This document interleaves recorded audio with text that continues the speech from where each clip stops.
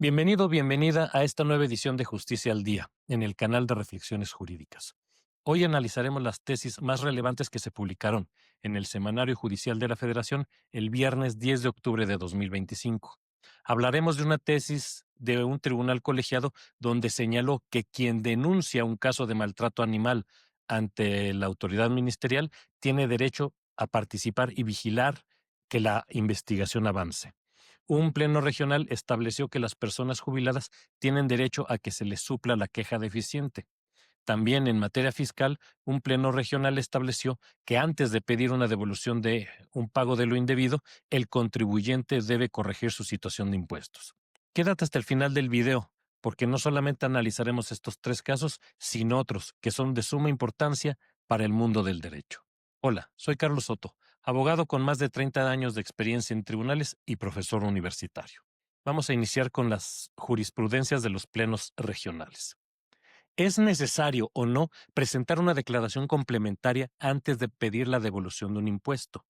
El Pleno Regional en Materias Administrativa y Civil de la región Centro-Norte, en la tesis 2.031.322, resolvió que el contribuyente debe presentar la declaración complementaria antes de solicitar la devolución de impuestos. El tribunal explicó que atendiendo a los principios de legalidad, certeza y buena fe en la relación tributaria, la solicitud de devolución de impuestos debe acompañarse con la rectificación de la situación fiscal del solicitante, es decir, con la declaración complementaria en la que se suprima la deducción en idéntica cantidad a la solicitada en devolución. Si se permitiera corregir después, dice el tribunal, permitiría que las partes soliciten devoluciones al tiempo que deducen esa cantidad sin haber realizado la corrección, lo que dificulta la labor de la autoridad fiscal para valorar y resolver en términos de justicia y certeza jurídica. Siguiente criterio. ¿Cuándo empieza a correr el plazo para que prescriba la facultad de cobro de la autoridad fiscal? Dos tribunales colegiados discreparon sobre el momento en que empieza a contarse la prescripción de las facultades de cobro del fisco. Uno sostuvo que el cómputo debía comenzar desde el día siguiente a la confirmativa ficta, es decir, cuando la autoridad no contesta el recurso en 3 meses. El otro consideró que el plazo debía iniciar hasta que la autoridad emitiera resolución expresa, pues mientras tanto el cobro está suspendido.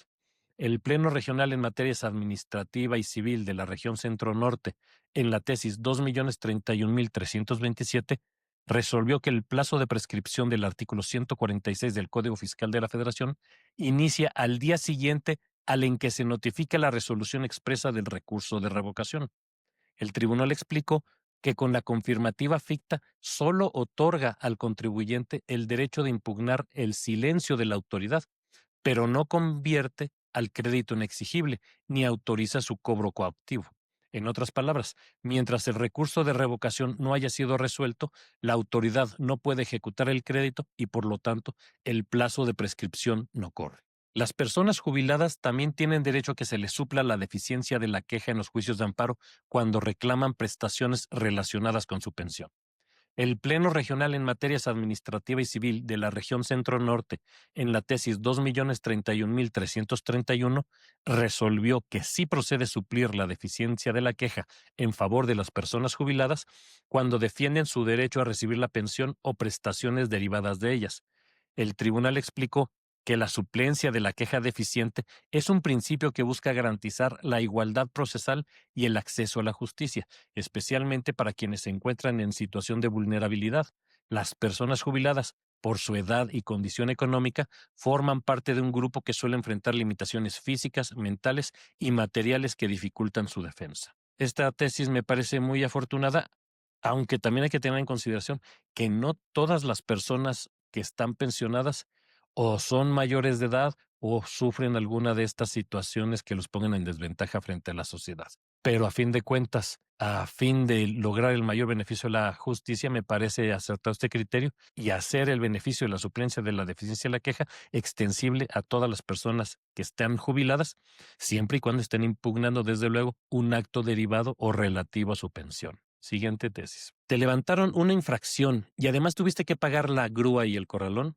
Si la infracción se declara nula, también deben devolverte todos esos gastos. En Querétaro, una persona impugnó una boleta de tránsito y pidió que se le reembolsaran los pagos por los servicios de grúa y depósito vehicular, es decir, el pago del corralón.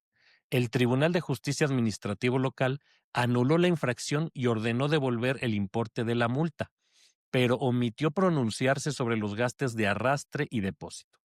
El tercer tribunal colegiado en materias administrativa y civil del 22º Circuito, en la tesis 2.031.330, resolvió que sí procede la devolución de los pagos por servicio de salvamento, arrastre y depósito, es decir, la grúa y el corralón, cuando la infracción que los originó es declarada nula. El tribunal explicó que el artículo 40 de la Ley de Servicios Auxiliares del Transporte Público de Querétaro no prohíbe la devolución, sino que solo regula los requisitos para recuperar el vehículo. Por tanto, negar el reembolso vulnera los derechos a la legalidad, seguridad jurídica y tutela judicial efectiva. Este me parece un criterio que en algún momento podrá hacerse extensivo a la materia penal, y es que si ustedes han tenido la desgracia de que les roben un vehículo y este aparezca después o lo recupera la policía, ¿qué es lo que sucede con el denunciante del delito? O sea, con la víctima. Pues tienes que ir, gestionar la devolución del vehículo ante el Ministerio Público y a pesar de que eres la víctima, tienes que pagar los gastos de arrastre y el corralón. Y muchas veces estos gastos de arrastre y corralón pueden ser hasta más de lo que es el valor intrínseco del vehículo. Me parece que en estos casos en la materia penal, si uno es víctima de un delito, entonces no tendría que soportar estos gastos. Pero bueno, veremos qué es lo que sucede con este tipo de criterios. ¿Quién puede autorizar la extracción de datos de un celular asegurado dentro de una investigación penal? La Fiscalía de un Estado pidió autorización para extraer información de 2 teléfonos asegurados al imputado durante la etapa de investigación complementaria. La defensa argumentó que esa autorización solo podía otorgarla el Centro Nacional de Justicia Especializado en Técnicas de Investigación y que además ya no era procedente porque la investigación inicial había concluido. El tercer tribunal colegiado en materia penal del sexto circuito, en la tesis 2.031.324, resolvió que una vez judicializada la causa, la competencia para autorizar la extracción de datos ya no corresponde al Centro Nacional, sino al juez de control del Centro de Justicia Penal Federal del lugar donde debe ejecutarse la técnica. El tribunal explicó que la competencia del Centro Nacional se limita únicamente a la etapa de investigación inicial, es decir, antes de que el Ministerio Público ejerza acción penal. Una vez iniciado el proceso judicial, esa competencia cesa y pasa al juez de control local, conforme a la Ley Orgánica del Poder Judicial de la Federación. Cuando una autoridad no cumple con una sentencia de amparo, el quejoso puede solicitar un incidente de inejecución de sentencia, pero este solo procede si el juez de distrito primero determina formalmente que existe incumplimiento. Una persona a la que se le había concedido el amparo pidió que se iniciara el incidente de inejecución de sentencia porque la autoridad responsable no había acatado el fallo protector. El juzgado de distrito envió el expediente al tribunal colegiado sin antes pronunciarse sobre el cumplimiento de la sentencia. El cuarto tribunal colegiado en materia administrativa del segundo circuito, en la tesis 2.031.325, resolvió que el incidente de inejecución de sentencia es improcedente si el juez no realiza previamente el análisis previsto en el artículo 193 de la Ley de Amparo.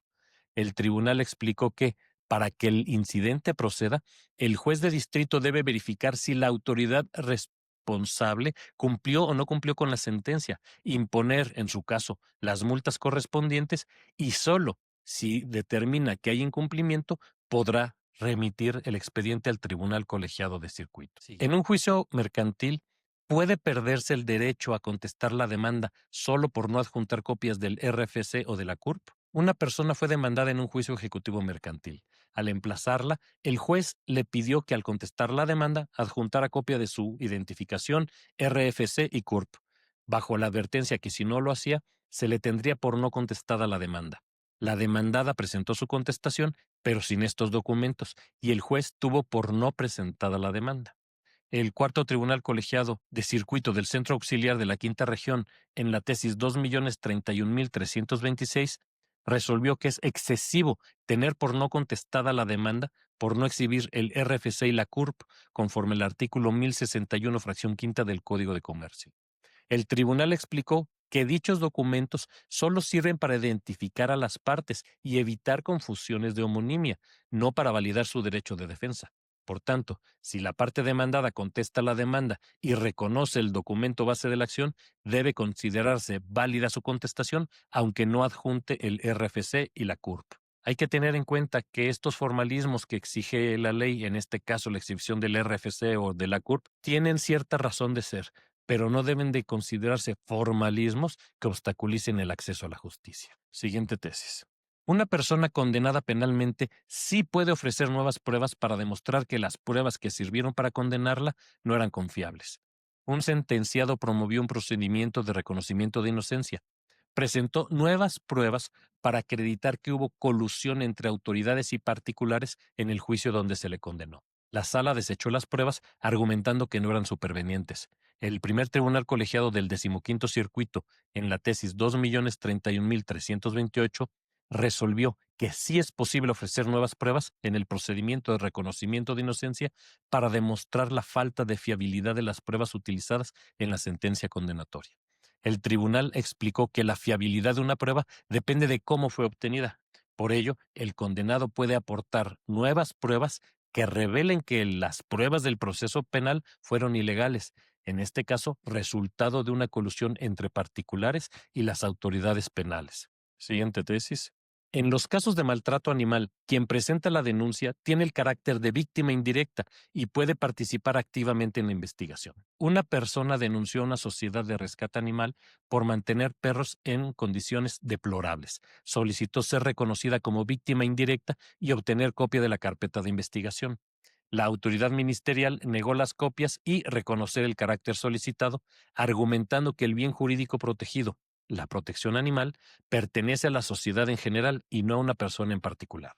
El segundo tribunal colegiado en materias penal y administrativa del 17º Circuito, en la tesis 2.031.333, resolvió que quien denuncia el delito de maltrato animal sí tiene el carácter de víctima indirecta dentro de la investigación penal. El tribunal explicó que aunque los animales son los directamente afectados, el denunciante también ve comprometidos sus derechos al medio ambiente sano y a vivir en una sociedad libre de violencia hacia los animales. Negarle ese reconocimiento al denunciante implicaría dejar sin protección efectiva esos bienes jurídicos, pues la sociedad quedaría sin voz ante la posible inacción de las autoridades. Estos son los criterios que me han parecido a mí los más importantes. Recuerden que hay todavía muchísimos más tesis que se publicaron este viernes e insisto, como abogados estamos obligados a conocerlas. Por favor, inscríbete al canal y síguenos en todas las redes sociales. Te dejo los enlaces en la descripción de este video. Hasta pronto.